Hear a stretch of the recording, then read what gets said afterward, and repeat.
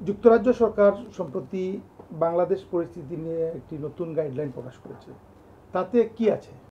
ইউকেতে কেউ যদি অ্যাসাইলাম করে, কেউ যদি হিউম্যান রাইটস অ্যাপ্লিকেশন করে অথবা আদার ইমিগ্রেশন অ্যাপ্লিকেশন করে, সেগুলোর জন্য সুনির্দিষ্ট কিছু পলিসি হোম অফিস কর্তৃক প্রকাশ করা হয় এবং সেগুলো প্রত্যেকটা দেশের জন্য আলাদা আলাদা পলিসি রয়েছে।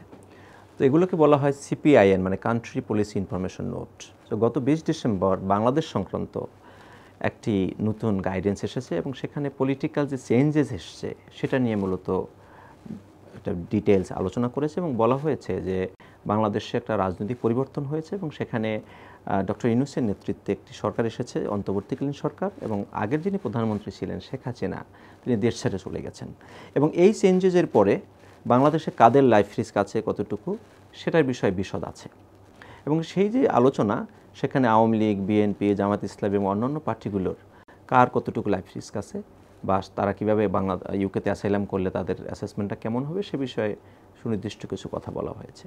ঠিক একইভাবে কিন্তু সাম্প্রতিক সময় আরও কিছু গাইডেন্স এসছে, যেমন এর আগে এসেছিল আপনার সোশ্যাল মিডিয়া অ্যাক্টিভিস্টদের জন্য, যারা সংখ্যালঘু হিন্দুদের জন্য একটা গাইডলাইন ছিল, যারা নারী মানে উইমেনদের জন্য বাংলাদেশে কী অবস্থা আছে এবং তাদের রাইটস এবং আদার ওয়েতে তাদের সেফটি কেমন আছে সেটা নিয়ে গাইডেন্স আছে। আপনার রিফিউজি যারা রোহিঙ্গা তাদের নিয়ে এক সময় গাইডেন্স ছিল। তো এই গাইডেন্সগুলো তখনই দেওয়া হয় যখন ওই সংক্রান্ত চেঞ্জেসগুলো হয়।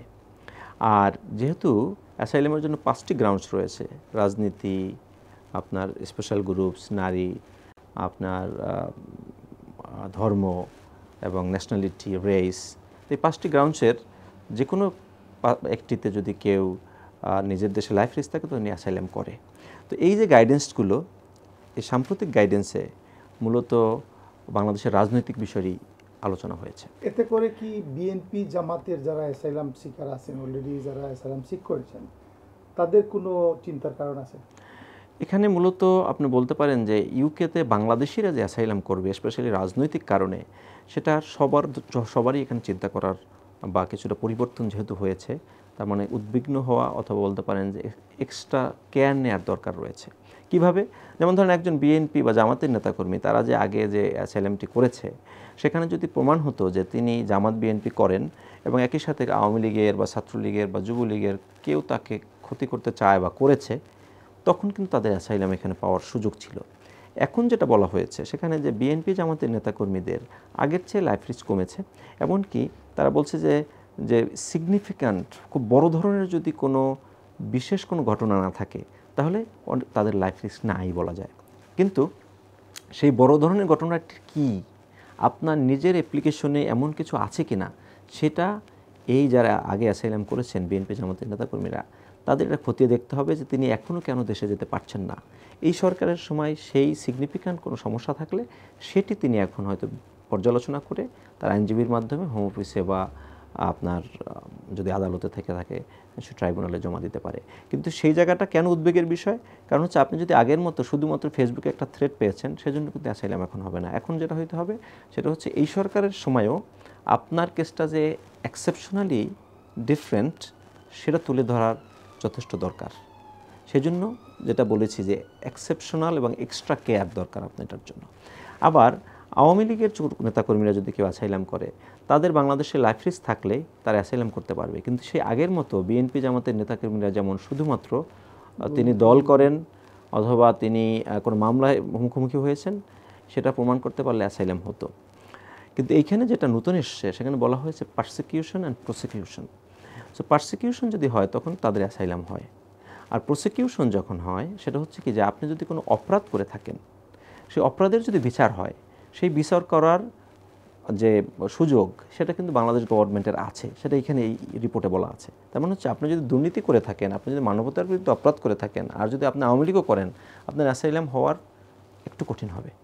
কিন্তু আপনার বিরুদ্ধে যদি পারসিকিউশন হয়, মানে হচ্ছে আপনি কোনো অপরাধ করেন নাই কিন্তু আপনাকে উদ্দেশ্যমূলকভাবে হয়রানি করছে, সেটার ক্ষেত্রে আপনার অ্যাসাইলাম হওয়ার সুযোগ থাকবে বেশি।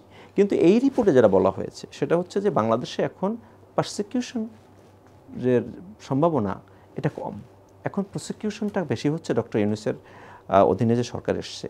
তো এই যে বিষয়টি, এইটা কিন্তু খুবই আগে যেমন আপনি অ্যাসাইলাম কেউ একজন ফোন করে বুক করে আপনি অ্যাপয়েন্টমেন্ট নিয়েই অ্যাসাইলাম করলেন, সেরকম হবে না।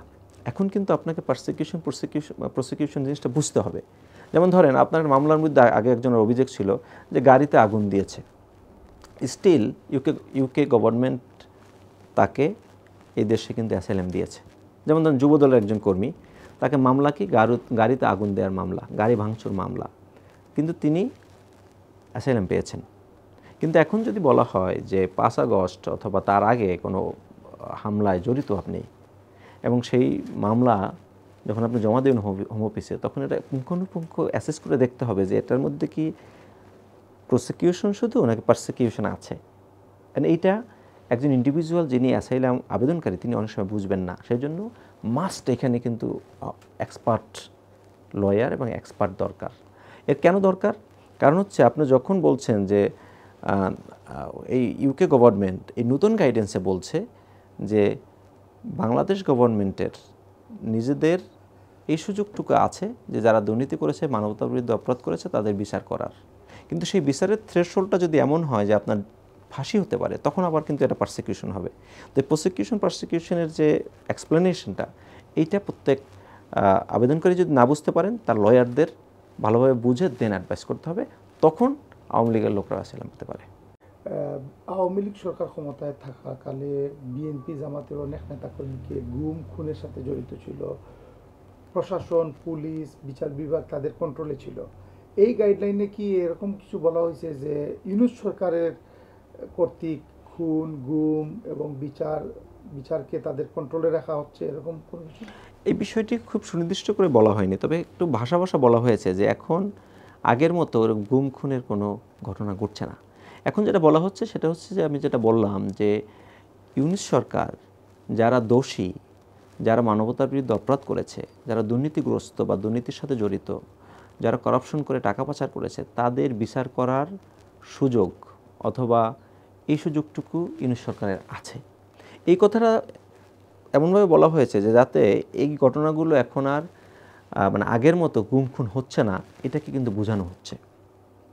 তার মানে হচ্ছে কি যে আপনি গুম খুনের অভিযোগ বাংলাদেশে আপনি যদি অবজেক্টিভ এভিডেন্সও দেন, সেটা খুব সুনির্দিষ্ট হতে হবে এবং প্রমাণিত হতে হবে। আগে যেমন ছিল যে বড় বড় ঘটনা ঘটেছে গুম খুনের এবং ইন্টারন্যাশনালি রিপোর্টেড হয়েছে, এমন রিপোর্টেড ঘটনা ভবিষ্যতে যদি আরও ঘটে তখন হয়তো বলা যাবে। কিন্তু এখন পর্যন্ত যে গাইডেন্স এসছে সেখানে কিন্তু ইউনূস সরকারের বিরুদ্ধে সেই অভিযোগগুলো নেই। তো সেই জন্য আপনি আওয়ামী লীগের কর্মী বা আওয়ামী লীগের নেতা অথবা ছাত্রলীগের কর্মী হলেই আপনি অ্যাসাইলাম পাবেন না, কারণ ছাত্রলীগ নিষিদ্ধ সংগঠন। কিন্তু সেখানে যখনই আপনি বলবেন আমি ছাত্রলীগ করেছি সেই জন্য আমাকে এখন হ্যারাস করছে, সেখানে পলিটিক্যালি হ্যারাসমেন্ট নাকি হ্যারাসমেন্টটা হচ্ছে আপনি ওই অপরাধের সাথে জড়িত, এই জায়গাটা ভালো করে চেক করা হবে, যেটা আগে এত চেক করা হতো না, কারণ সুযোগও কম ছিল। আবার এখন যেহেতু ইন্টারন্যাশনালি ইউনিস গভর্নমেন্টের রিপোর্টগুলো অপেক্ষাকৃত পজিটিভ, সেজন্য যে কেউ এই সংগঠনের বা ছাত্রলীগের, যুবলীগের অথবা আওয়ামী লীগের কর্মী বা নেতা হিসেবে পরিচয় পেয়ে অথবা সদস্যপদ নিশ্চিত হলেই অ্যাসাইলাম হবে না, মামলা থাকলেই অ্যাসাইলাম হবে না।